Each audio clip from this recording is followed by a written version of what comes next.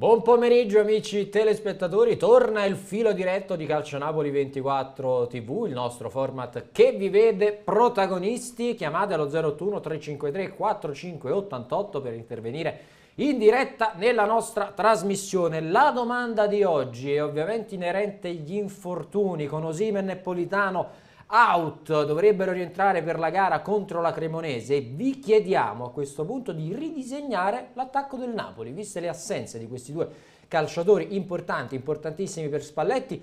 Voi, il tridente offensivo del Napoli, come ve lo immaginate? Chi fareste giocare nei prossimi appuntamenti con il Torino contro l'Ajax in Champions League e ovviamente poi con la Cremonese, in attesa dei recuperi di Osimhen e di Matteo Politano? Innanzitutto un buon pomeriggio a tutti voi da parte di Riccardo Catapano. Con me, come di consueto, c'è Emanuele Bernardo in cabina di regia. Vi ricordo che potete seguirci oltre che sul 79 del digitale terrestre, anche grazie alla nostra diretta di YouTube sulla nostra pagina ufficiale di Calcio Napoli 24, alla quale vi invito ad iscrivervi, a lasciare un bel like alla diretta e ad attivare anche quelle che sono le notifiche cliccando sulla campanella. In attesa di andare al telefono per i primi ospiti, non ci siamo ancora, giusto Emanuele? Leggo i primi messaggi che arrivano su YouTube. Raffaele Buonocore dice: farei giocare Kvaratskhelia, Simeone e Lozano, quindi tu terresti fuori Raspadori. Io ci aggiungo anche Zerbin, perché alcuni, leggendo anche sui social, vorrebbero più spazio ad Alessio Zerbin che stasera sarà impegnato con la nazionale al pari di Raspadori, di Lorenzo e di Alex Meret. A proposito, leggiamo anche i numeri di maglia degli azzurri questa sera, perché ovviamente ci sono degli aggiornamenti. Lo sapete chi ha preso la maglia numero 10 della nazionale per la sfida questa sera contro l'Inghilterra? Proprio Raspadori, che questa sera quindi andrà a sostituire, tra virgolette, anche dal punto di vista numerico, Lorenzo Insigne. Per Raspadori la 10, gli altri invece azzurro Napoli, Alex Meret indosserà la 12, la numero 2 classica di Giovanni Di Lorenzo, mentre Alessio Zerbin scenderà in campo con la 14, che a Napoli è stata di Dries Mertens. Quindi questi numeri scelti dagli azzurri, ovviamente inerenti a Azzurro Napoli, questa sera con la nazionale, ricordiamolo, Italia-Inghilterra, quinta giornata di Nations League, partita importantissima anche per quanto riguarda il ranking in vista dei prossimi sorteggi per le qualificazioni al prossimo europeo. Dunque, la domanda di quest'oggi: Osimhen e Politano KO, disegnate il vostro attacco del Napoli. Aspetto le vostre chiamate allo 081 353 4588, ringraziando nuovamente anche il nostro grafico Giuseppe Cautiero, che oltre alla grafica e alla domanda del filo diretto, insomma, ha imbastito anche quelle che sono le nuove grafiche di CN24 TV che vedete in sovraimpressione. Non siamo ancora pronti, giusto Emanuele? Quindi attendiamo delle notizie e intanto delle chiamate. Intanto, a proposito di notizie, leggiamo le parole dell'agente di Khvicha Kvaratskhelia insieme a voi. Aspetta, adesso vedi anche tu il touch, caro Emanuele, se aspetti pochi secondi. Eccoci qua, non avevamo connesso il touch.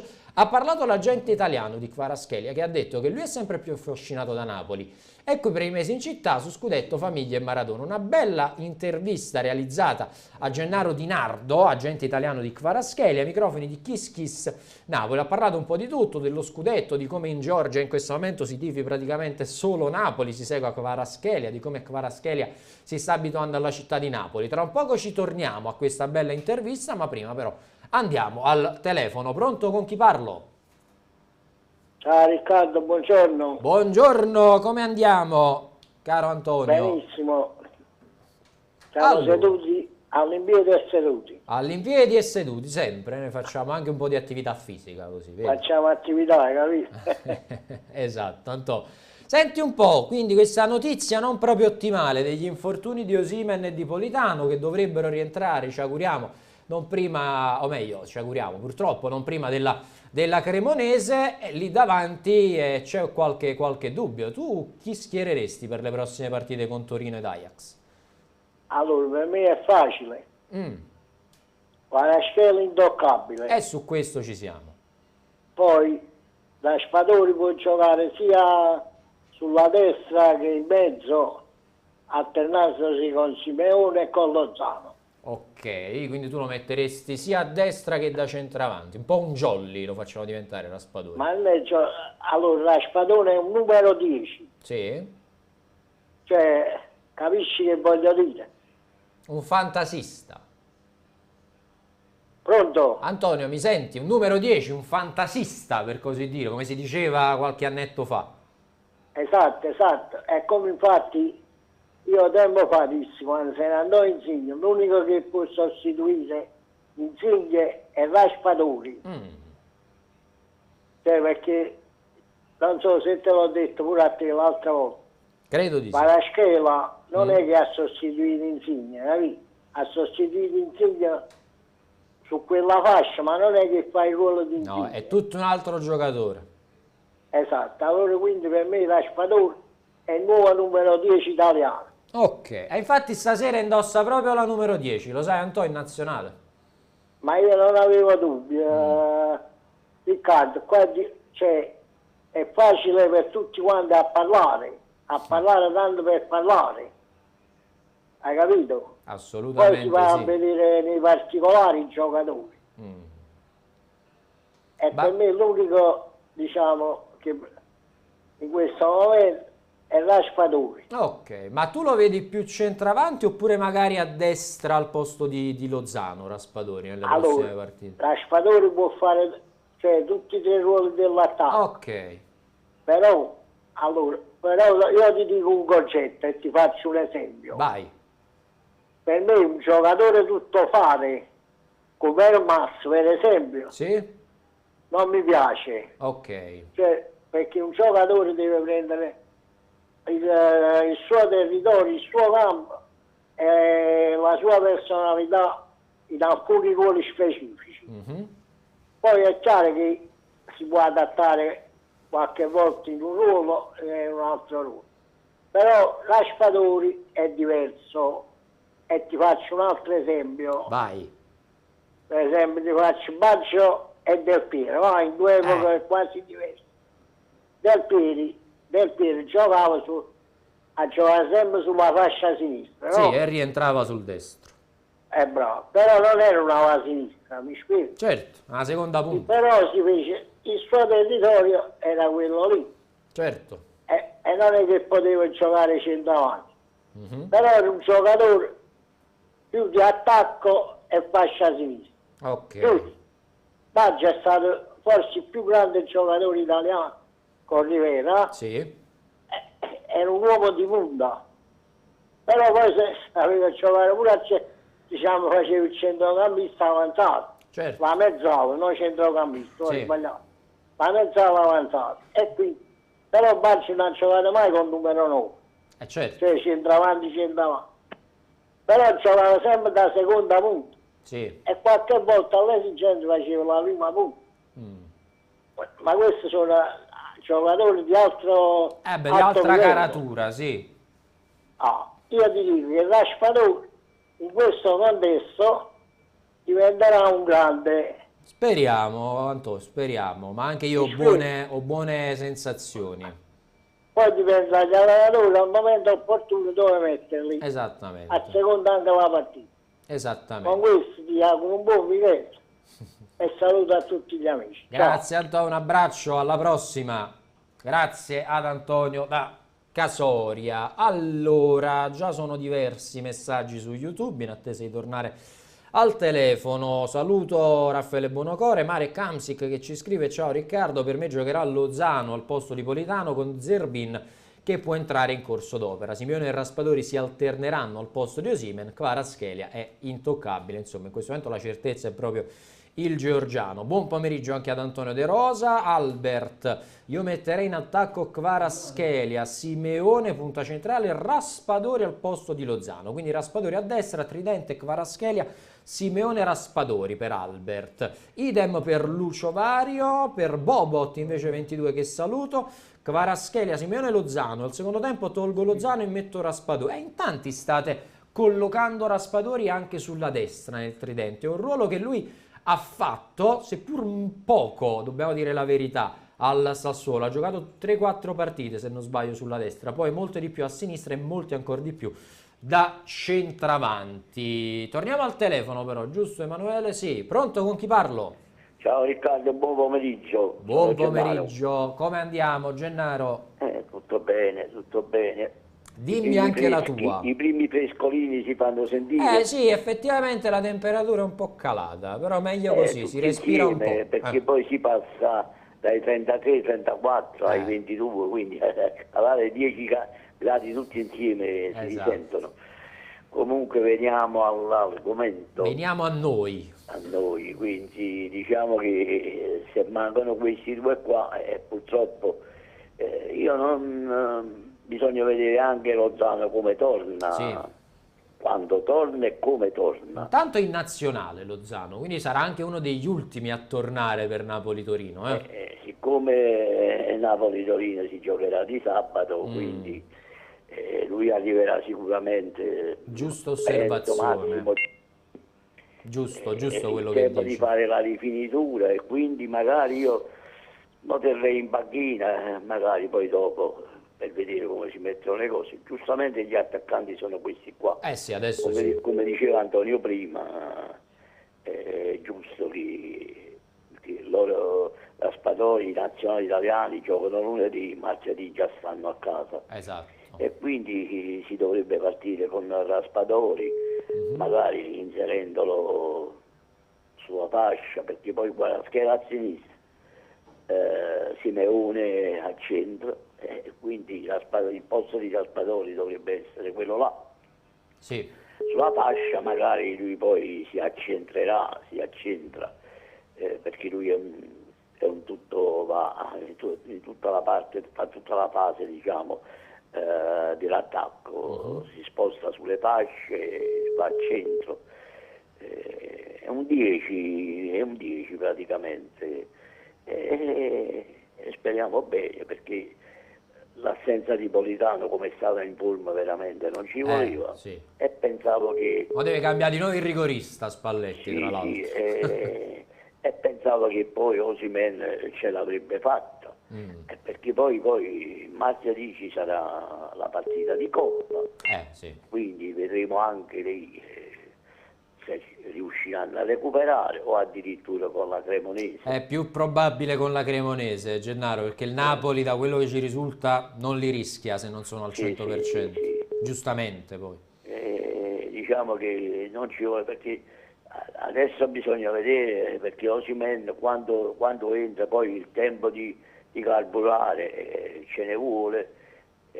Diciamo che questi infortuni che sembravano così insignificanti, soprattutto quello di Politano, si pensava che era una piccola contrattura, poi invece vai a vedere, il problema era molto più serio. Sì. Quindi speriamo bene. Poi diciamo il resto, i Zerbin, gli Elmas, a partita in corso, l'immagini. A partita in corso, a un certo punto della partita devono entrare pure, lo stesso Dombelé.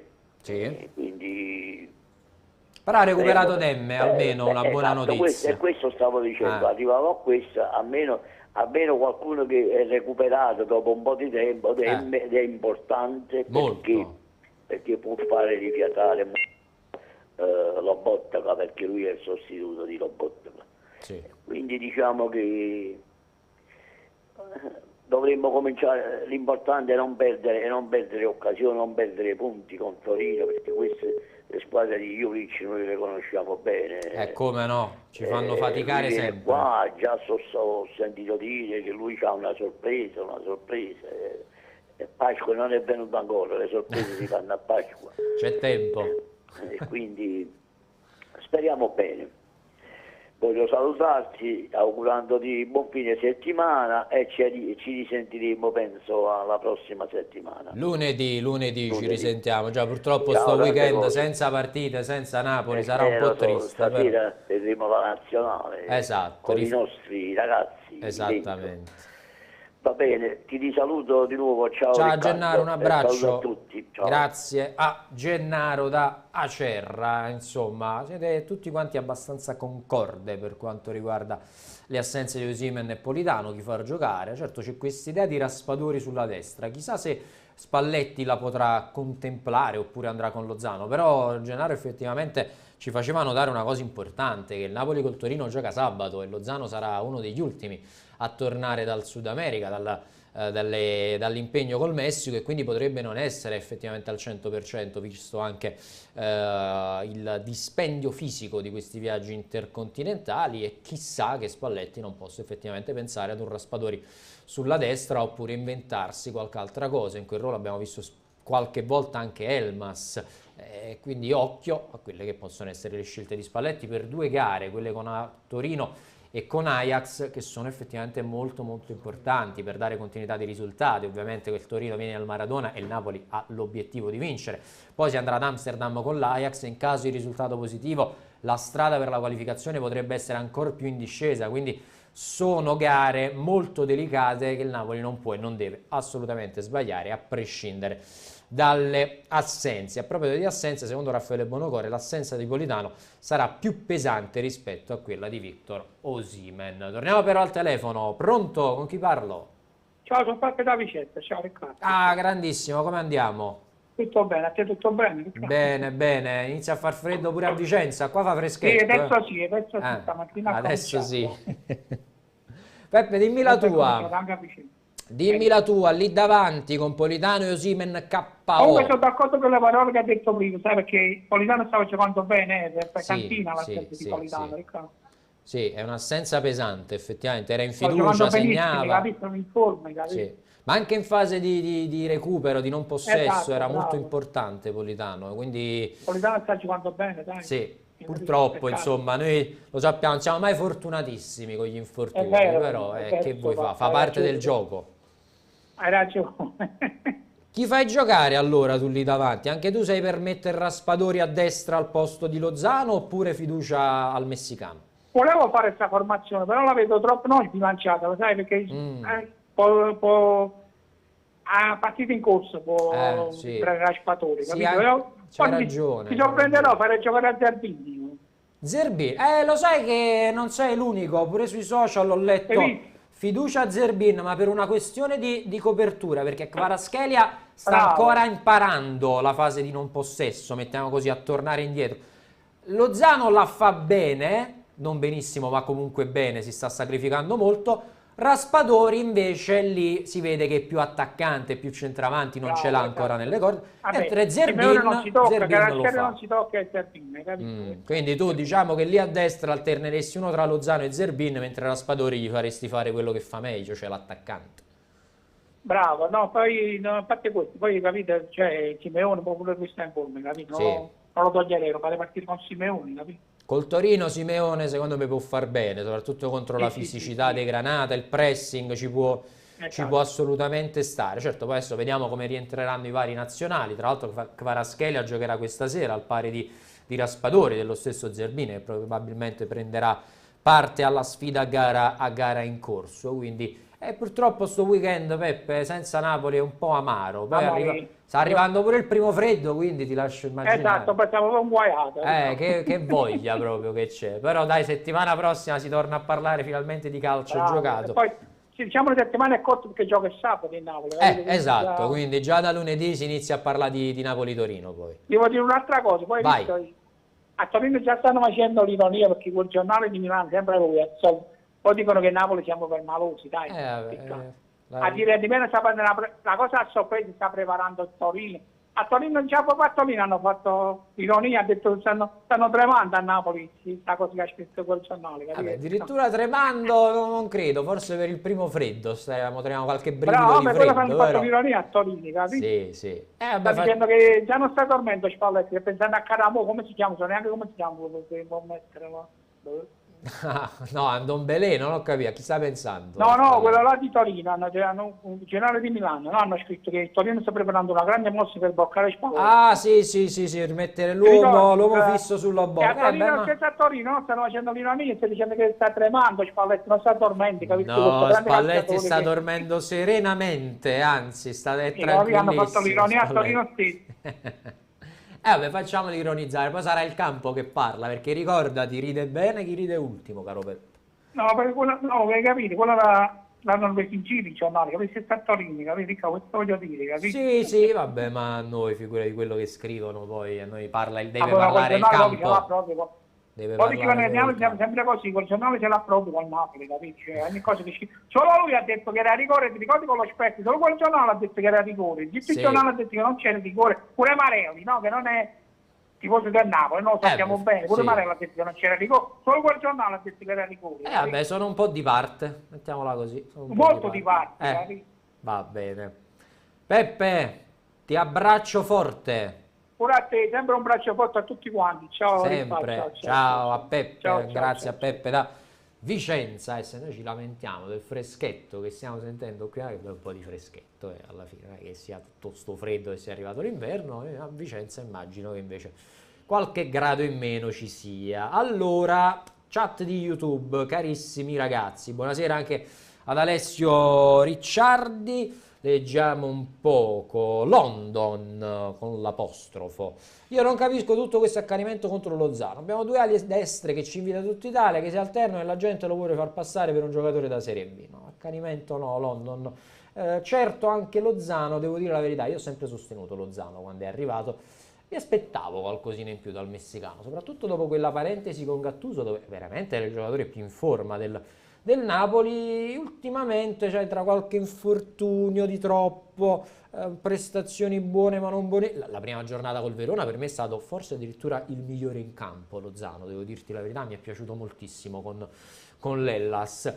Però vedi, alterna buone prestazioni a gare meno positive, quindi non è tanto l'accanimento quanto la volontà di capire quanta continuità possa dare questo giocatore, che ricordiamoci comunque è stato pagato tanto, e si è visto solo a sprazzi il talento di Lozano, e ci si aspetta, almeno io mi aspetto sempre qualcosina in più da parte del messicano. Salvatore Onina, Dem può essere utile per far rifiatare Lobotka ogni tanto, verissimo, Dem è fondamentale in questo aspetto, giocatore sicuramente diverso da Lobotka, ti dà meno impostazione, però in fase di copertura sappiamo quanto sia importante, seppur Lobotka è diventato un maestro della lettura delle traiettorie dei passaggi, però Dem, soprattutto in determinate partite che magari vedono il Napoli in controllo o altre, può far rifiatare Lobotka, che a mio modesto avviso in questo momento è imprescindibile per il Napoli, quindi bisogna metterlo bellino in una teca di cristallo e fargli tirare il fiato quando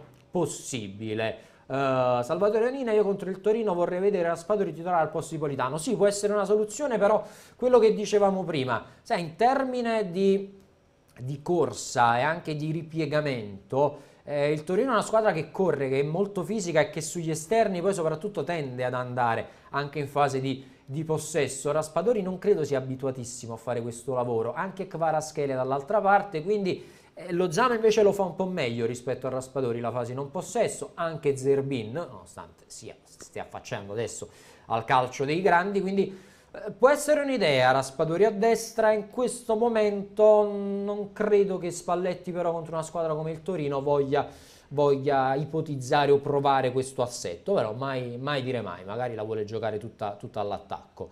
Forza Napoli sempre, da Monza. Lozano a destra, secondo tempo Zerbin, scrive Saverio Gaudioso, che salutiamo. Raffaele Buonocore, avete certezza sul fatto che il Napoli voglia prolungare il contratto di Don Andrés Lobotka? In realtà in questo momento è nel 2025 il contratto scade, quindi è ancora lungo, però è ovvio che il Napoli non vuol farselo sfuggire, quindi lavorerà. In questo momento non ci sono ancora contatti concreti, però il Napoli è nell'idea del Napoli di prolungare il contratto a Stan Lobotka, magari nell'arco della sosta, sapete, per il mondiale ci sarà molto tempo per affrontare questi discorsi relativi ai rinnovi, quindi magari un pourparlers anche con Spalletti si farà per il rinnovo di Spalletti. Secondo me nell'arco della sosta mondiale si potranno fare. Rosventu dice: io farei giocare Ostigard, soprattutto se Rachmani non è al 100%, non mi stupirei di vedere Ostigard. Tra l'altro Rachmani, ci chiedeva Lina Vernaccia le condizioni, lui è stato convocato per la gara di domani tra Irlanda del Nord e Kosovo, però le sue condizioni sono ancora da monitorare, e nel pomeriggio ci sarà la rifinitura del Kosovo e potrebbero esserci ulteriori aggiornamenti che leggerete su calcionapoli24.it. Torniamo però al telefono. Pronto? Con chi ho il piacere di parlare? Pronto, buonasera, Massimo da Napoli. Ciao Massimo, come stai? Bene ragazzi. Allora, dimmi la tua, Massimo. Ma ho capito bene, Politano per un mese ci manca? Non ho capito, Politano infortunato? Per un mese? Per la Cremonese dovrebbe rientrare, quindi almeno 3 settimane. 2-3 settimane. Non ci voleva questo, ragazzi. Non ci voleva, lo so, non no. ci voleva. No, perché scusami, io con i nomi sono sempre un po' litigati. Dicevi Lozano, no perché Lozano non sia forte, però Politano stava dando qualcosa in più. Sì. Ho capito. O far alternare Elmas sulla destra, non penso. Sì, questa può essere una soluzione, bravo Massimo, perché qualche volta Spalletti anche lì lo ha impiegato Elmas, non con grandi risultati, dobbiamo dire la verità, però è una possibilità. Però tu a questo punto con Osimhen e Politano out, fino alla Cremonese, contro il Torino e contro l'Ajax, chi faresti giocare?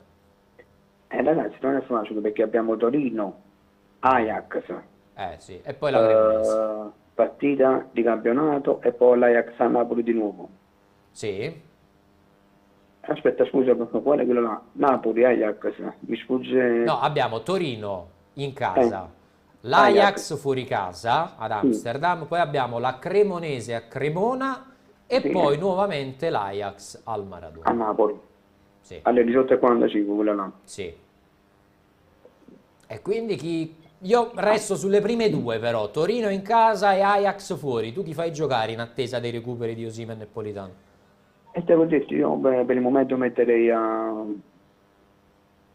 ragazzi, diciamoci la verità. O Lozano quest'anno si dà una svegliata, perché l'anno scorso lui diceva che voleva un top club più forte, o no? Certo, sono state sue dichiarazioni, certo.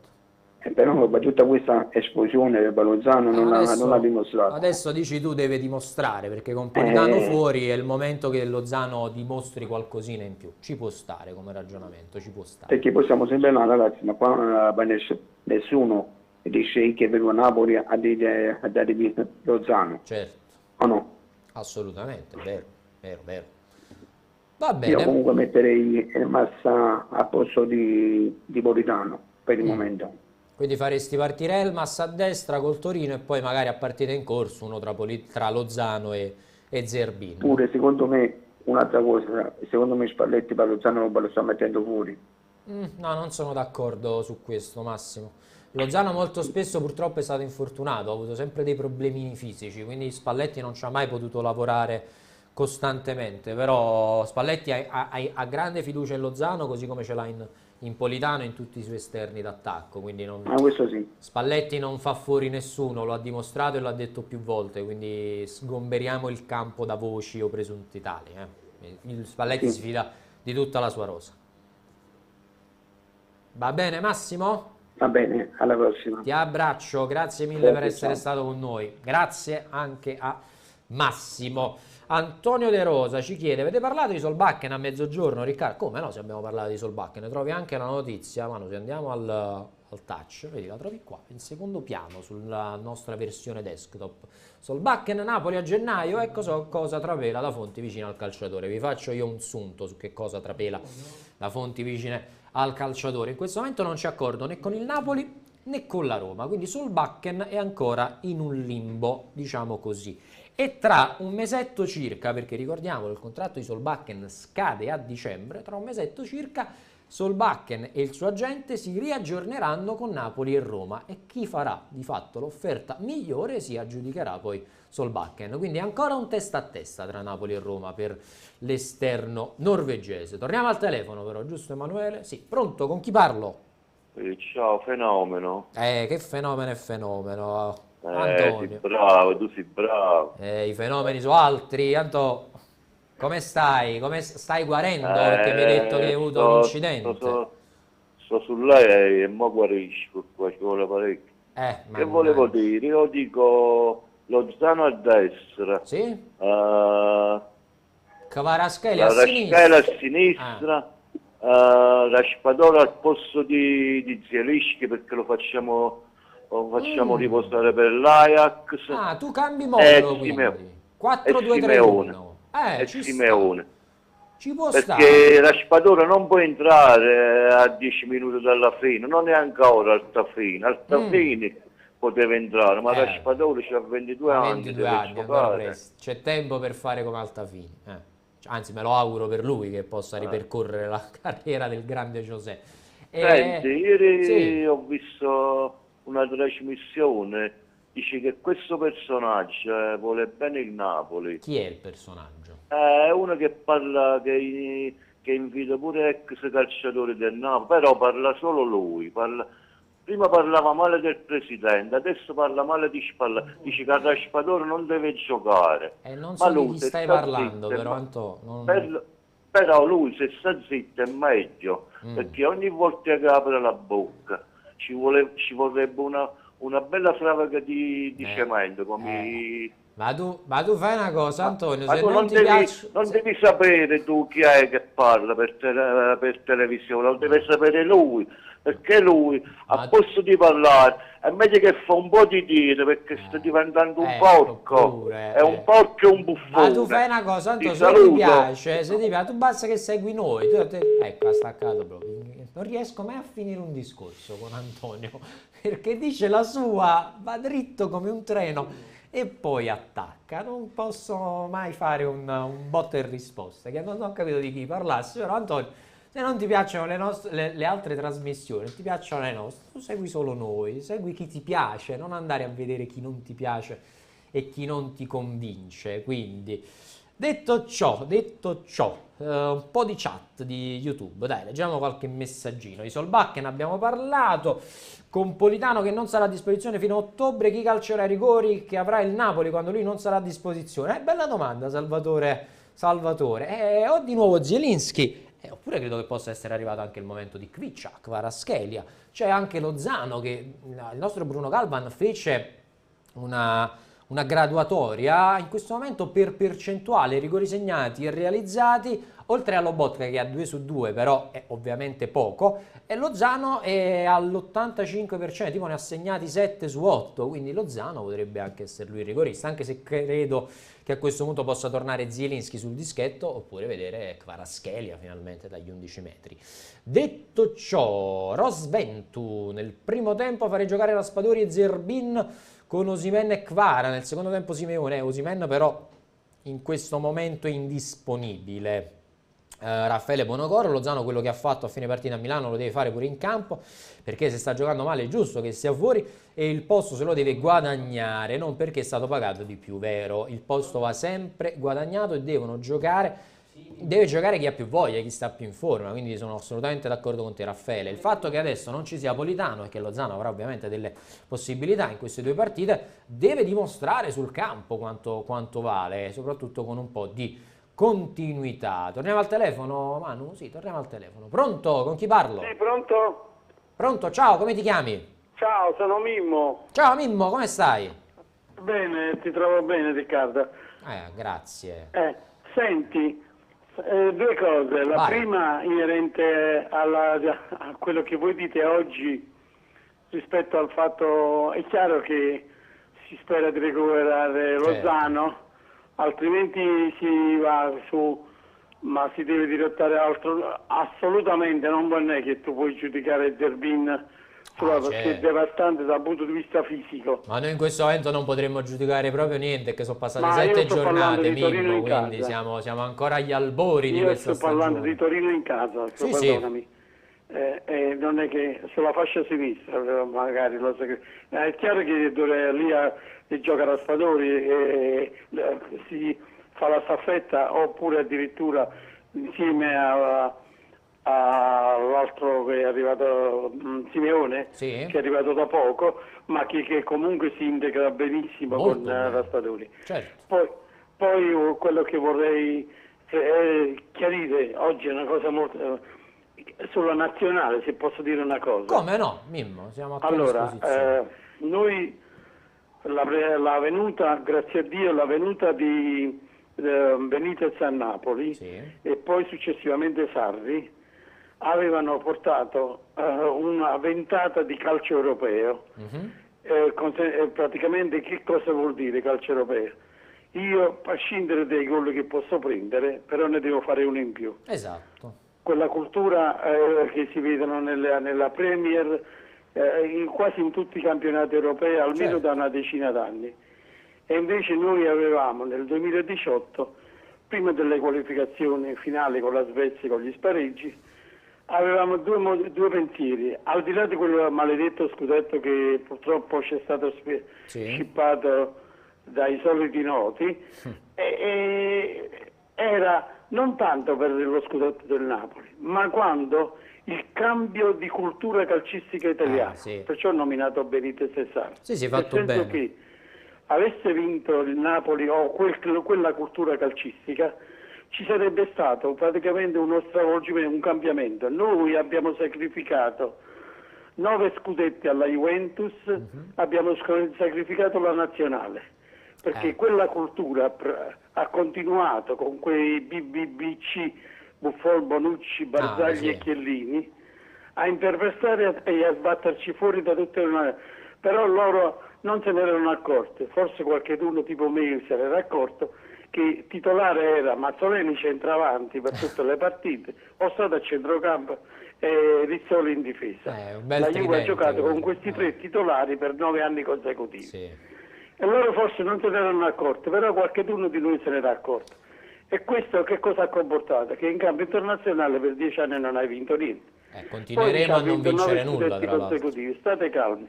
E allora spiegatemi un allenatore come Allegri, che vince 5 scudetti consecutivi, adesso è denigrato e sfottuto, quando noi stiamo ancora raccontando le gesta di Bianchi e di Bigoni per quei famosi 2 scudetti, e loro con 8-9 consecutivi, 3 si stanno lamentando che Allegri non sa allenare il calcio dopo 5 scudetti. E evidentemente quei personaggi che ho nominato stanno in pensione e non contano più niente. Sto parlando dei vari Mazzoleni. Sì, ho capito. Quindi alla fine chiudo dicendo che noi abbiamo pagato, in Italia abbiamo pagato con Svezia e Macedonia ciò che Bonucci ha dichiarato qualche giorno fa. Ma come si fa, caro Mancini, a non liberarti? Sei ancora condizionato. Piglia pure 10 gol, ma Bonucci non lo voglio più vedere in giro con la nazionale.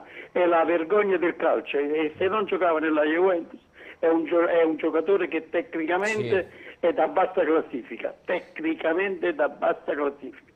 Ricordati un'ultima cosa. Vai, velocissimo, lui un gol con la Spagna. Lui assieme a Chiellini fecero fare un gol a Morata, che è da vergognarsi, e noi fummo costretti a pareggiare e andare agli spareggi, agli europei. Pensa quante cose. Vabbè, ti lascio, ho rubato tanto tempo. È un discorso molto ampio che mi piace molto affrontare, Mimmo, poi magari lo facciamo anche con un programma dedicato, perché parlare della nazionale, di tutto il movimento calcistico italiano, francamente è molto interessante, perché è un problema gigantesco in questo momento che non può essere più nascosto. Ti abbraccio, Mimmo, grazie per essere stato con noi. Sempre. Ma figurati, è un piacere, grazie a Mimmo. Sì, io poi mi ricollego con quello che diceva, con il non calcio della Juventus, che però era nettamente più forte in quegli anni, e la Juventus poi ha provato a cambiare anche stile di gioco, con Sarri ha vinto, ma non è riuscita a imprimersi, a imporsi, anzi più che imprimersi, a imporsi in quell'ambiente. E quello che diceva Mimmo, effettivamente è normale che se la tua squadra di riferimento in Italia, che resta la Juventus, ha un determinato canovaccio e fornisce determinati calciatori alla nazionale, è ovvio che anche lì poi porta e costringe una federazione, diciamo così, a doversi adeguare anche a quel tipo di gioco, che può essere vincente fino a quando gli avversari non sono all'altezza. Oppure quando ci sono interventi esterni, come ricordava Mimmo. Quindi è un discorso molto interessante che dobbiamo assolutamente riprendere a breve. Torniamo però al telefono, diamo spazio anche alle altre telefonate. Pronto, con chi parlo? Ciao, buonasera, mi chiamo Luigi. Ciao Luigi. Sono un tifoso cinquantenne del Napoli che ho sempre seguito, a volte in periodi molto intensi, a volte un poco meno per questioni di vita, che però comunque non mi ha mai allontanato dalla squadra. E volevo dire, riguardo la telefonata che è arrivata prima, imperniata esclusivamente sulla Juventus come squadra e su alcuni calciatori suoi che inevitabilmente hanno condizionato la nostra nazionale di calcio, che sta avendo dei risultati a dir poco negativi. Adesso però non è solo colpa della Juve, insomma. Assolutamente, infatti non era il caso di parlare solo del calcio della Juventus, perché è un problema che riguarda le dinamiche di mercato del calcio italiano, sì, bravo Luigi. Il modo di impostare i settori giovanili, su cui forse questo potrebbe essere l'unico punto leggermente a sfavore di questo presidente che abbiamo ormai da una quindicina d'anni, insomma, da più di 15 anni. È quello del settore giovanile, che comunque qualcosa ha prodotto, anche di una certa levatura, perché comunque Insigne e altri calciatori che comunque ci sono stati nel nostro settore giovanile, certo, un minimo c'è stato, diciamo. Per quanto riguarda la vostra domanda sull'attacco del Napoli, arrivando diciamo al dunque, ho telefonato proprio per dire questo, cioè che mancando Osimhen io non vedo Raspadori come punta centrale, come attaccante di riferimento. Questo è il pensiero che volevo. Io Raspadori lo vedo come un sostegno della punta di seconda punta. Esatto, può essere, ma anche laterale. Io per esempio, ora perché c'è Lozano che rientra, ma io in ultima ipotesi Raspadori l'avrei schierato pure al posto di Politano. A destra. A destra, anche se naturalmente forse lui... In copertura rischiamo un po'. Questo sicuramente, ma d'altronde anche se lo schierassimo come nel tridente a sinistra rischieremmo altrettanto. Su quella fascia, io dicevo questo perché su quella fascia abbiamo sempre potuto contare da maggio in poi, da Cristian Maggio in poi, di terzini destri di una certa levatura, diciamo internazionale, perché questo Di Lorenzo è veramente un calciatore di rilievo internazionale, secondo me. Quindi su quella fascia si può azzardare qualcosa in termini di copertura, anche perché ci sta giocando come interno destro un certo Anguissa, che è veramente altrettanto una garanzia come Di Lorenzo.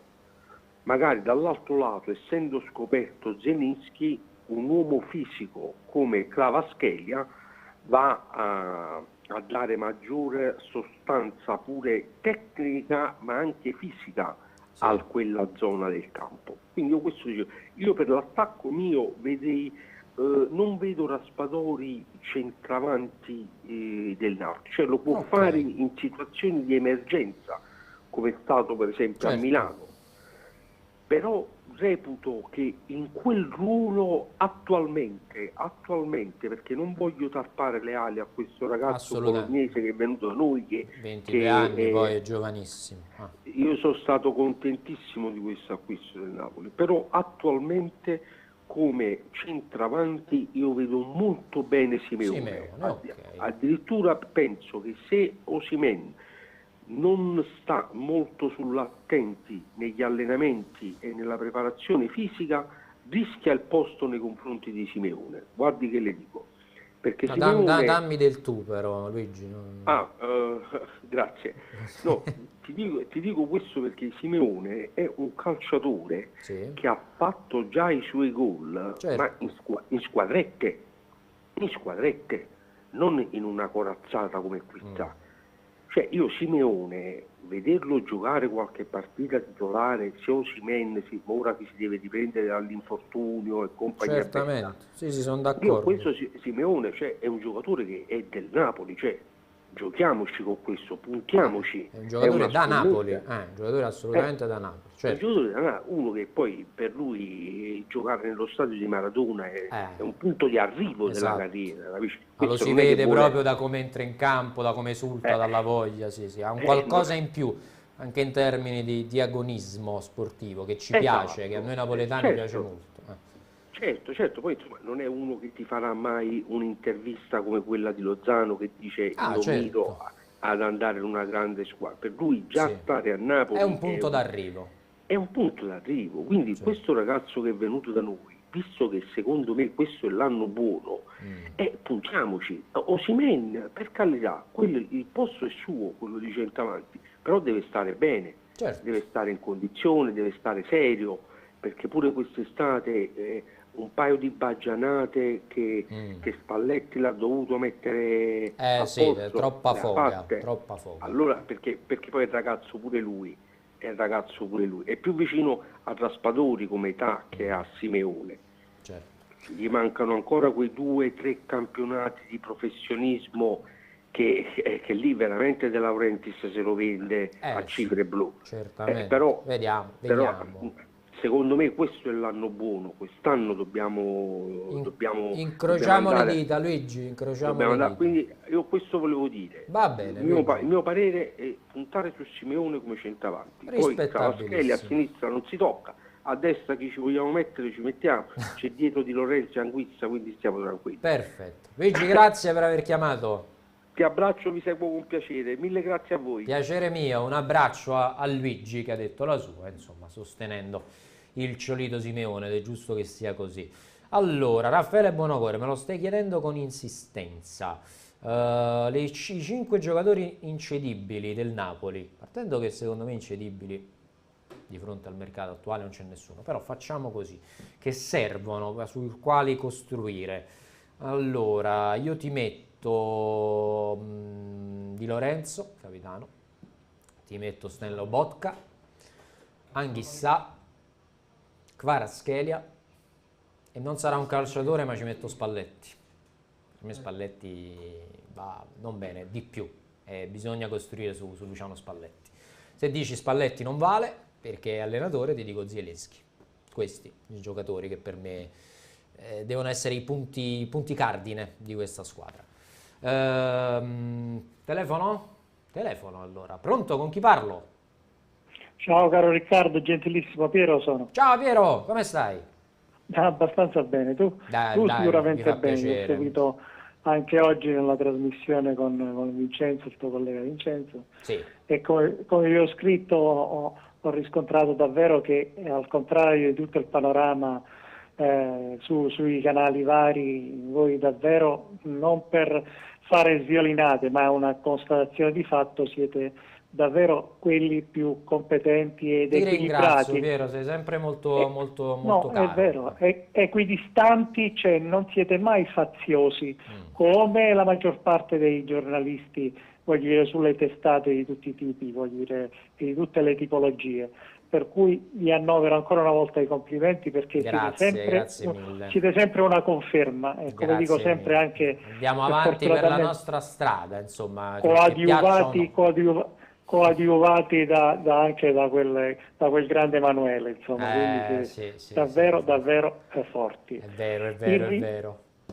In riferimento al vostro quesito, diciamo così, giornaliero, io ho scritto anche nel messaggio, ma ritengo che siccome il Torino non è una bella gatta da pelare per quanto riguarda la prossima partita, bisogna andarci cauti, quindi il mio parere personale, ma così del tutto diciamo spassionato, è che bisognerebbe, al contrario di buttare subito Lozano dentro che viene da un infortunio, io proverei a metterci il ragazzo, il nuovo Zerbin lì, che potrebbe dare una mano sia in fase di avanzata, ma allo stesso tempo potrebbe essere più utile di Lozano in copertura insieme al anche perché gli esterni del Torino viaggiano, tendono ad andare forte, quindi appunto non dobbiamo a mio avviso commettere l'errore strategico che fece, secondo il mio parere sempre, Spalletti l'anno scorso a lasciare tutte le corsie libere con la Fiorentina in casa, ricorderai sicuramente. Come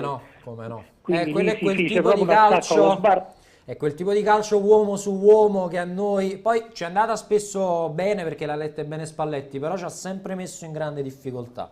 Sì, infatti, ma loro vennero a vincere a Napoli, insomma, voglio dire, è stata una mazzata quella, insieme anche a quelle con lo Spezia certo, e poi, Roma e poi i punti persi agli ultimi 2-3 minuti con l'Empoli, che ridano ancora vendetta sinceramente, perché non per rimembrare negativamente, ma avrei voluto avrei voluto che almeno ce lo potessimo giocare fino alla fine, poi vince o perde. Esatto, con quei 3 punti in più magari ci credi ancora di più fino alla fine. Esatto, fino alla fine come ha fatto l'Inter. Sì. Al di là di questo ti stavo dicendo, e poi concludo perché ho visto che siamo alla fine, a centrocampo sinceramente Lobotka ho paura a farlo uscire in questo momento specifico, che gli va tutto bene ed è un grande, come già più o meno abbiamo parlato con te. E naturalmente sulla sinistra sposterei Dombele in questo momento insieme ad Anghissà, per tenere un po' più di flangiflutti al centro. Quindi facendo partire Zielinski dalla panchina.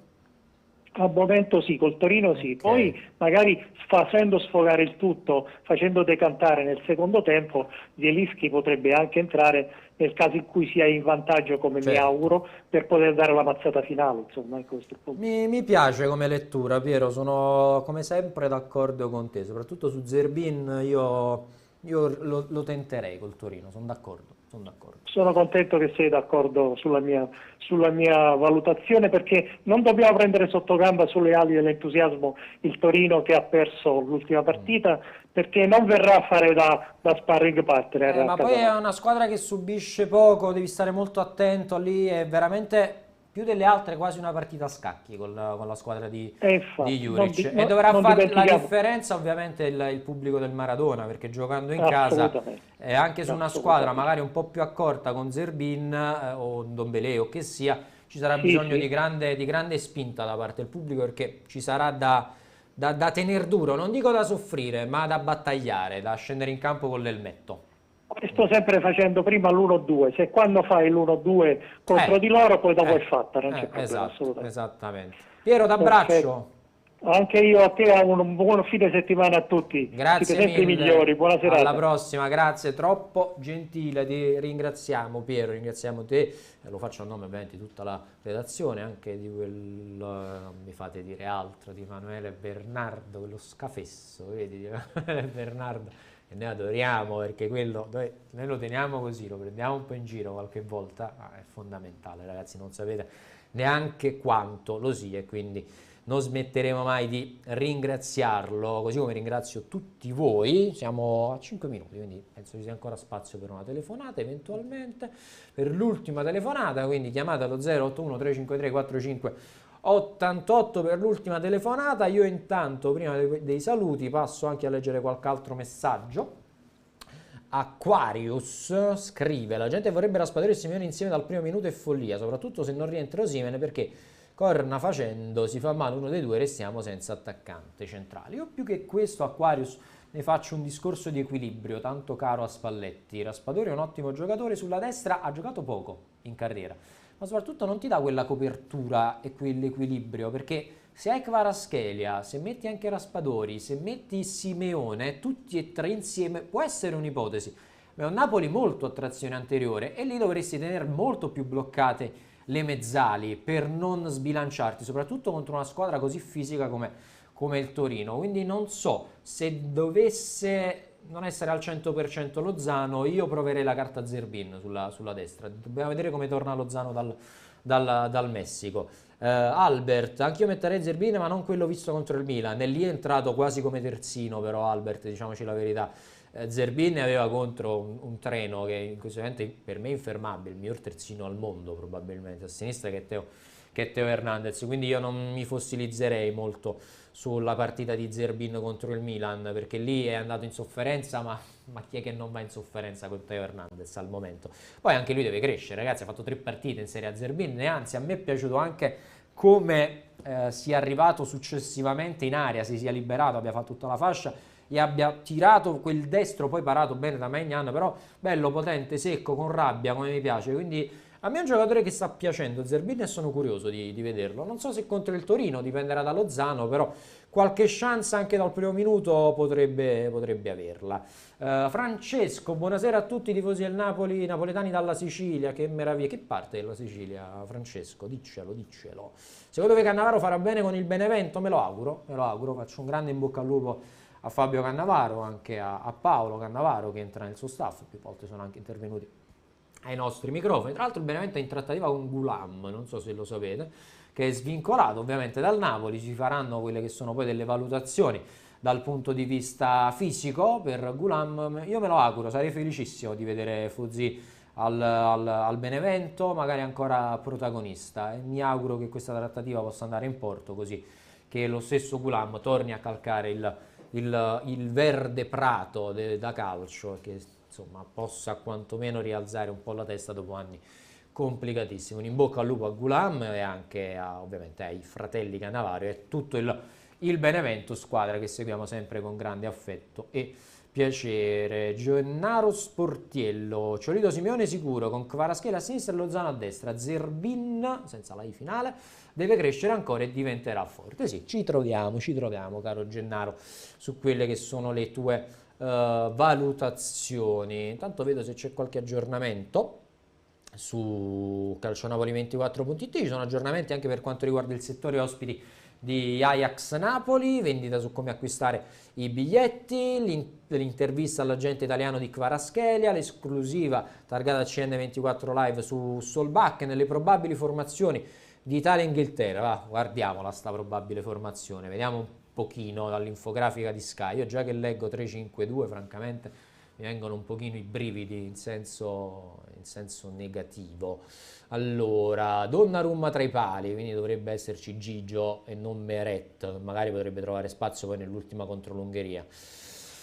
La difesa con un'età media penso di 40 anni, l'Italia, con Toloi, Bonucci e Acerbi, rabbrividisco molto, veramente molto, che non è impensabile francamente che ci si schieri così. Poi mi auguro che l'Italia vinca questa sera assolutamente, però basta, cioè tu devi fare un ricambio generazionale, sei ancora con Toloi, Bonucci e Acerbi in difesa, francamente non se ne può. Ma metti anche Gatti, metti, non so, Bastoni sei infortunato, ma metti chi vuoi, però cambia qualcosa al di dietro, non è possibile, siamo sempre con gli stessi. Tanto in questo momento che ti stai giocando? Dai spazio ad altri, falli crescere anche dal punto di vista internazionale.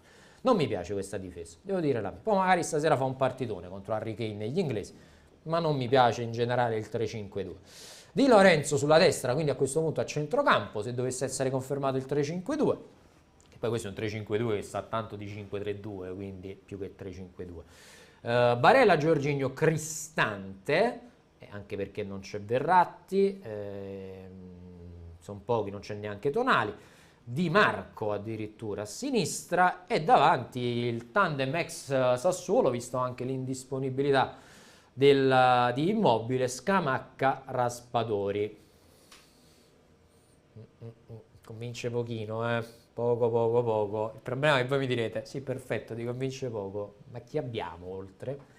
Il problema è tutto lì, in questa domanda. Chi abbiamo poi oltre a questi? È poca roba, ragazzi miei. Per questo diamo spazio a sti benedetti giovani italiani, facciamoli giocare, basta, non se ne può più con le cariatidi in campo, non se ne può più. Spazio vi vai, spazio al settore giovanile, cambiamo questo modo di intendere il calcio in Italia. Ne parlavamo oggi a CN24 Live, mi prendo sti 30 secondi Emanuele perché ci tengo a questo tema. Basta con spendere e spandere per giocatori ultra trentenni a 8 milioni, basta, non se ne può più. Facciamo tutti un passo indietro. Un calcio sostenibile e basato sui giovani. Solo così, tra 3, 4, 5, 10 anni, il calcio italiano potrà ripartire. Ma perché secondo voi questa nazionale così non si è qualificata ai mondiali? Si qualifica ai prossimi europei? Secondo me rischia, non vi dico neanche i mondiali. Serve un ricambio generazionale e serve puntare forte, non sui giovani, ma sui settori giovanili. Investiamo soldi lì. Basta prendere gente, diciamo, dall'estero solo perché conviene dal punto di vista economico, perché così il calcio italiano, già moribondo, si uccide definitivamente. Basta, mi sono sfogato, dai che siamo in chiusura, però la facciamo una trasmissione sulla nazionale, sul calcio italiano in generale. È arrivato per il momento dei saluti. Manu, grazie che mi sopporti ogni volta, così come noi sopportiamo te, tutti quanti noi, però ti vogliamo un mondo di bene, sei fondamentale. Grazie a tutti i nostri telespettatori, siete tantissimi, e vi abbraccio tutti virtualmente. Un grazie anche alla redazione di calcionapoli24.it, grazie al nostro grafico Giuseppe Cotero, insomma grazie a tutti, godetevi questo weekend di sosta per le nazionali che da lunedì si torna a far sul serio, perché finalmente torna la settimana tipo per avvicinarci a Napoli. Torino alla ripresa quindi del campionato. Un buon pomeriggio a tutti voi da parte di Riccardo Catapano, che vi augura una buona continuazione sui canali di Calcio Napoli 24 TV.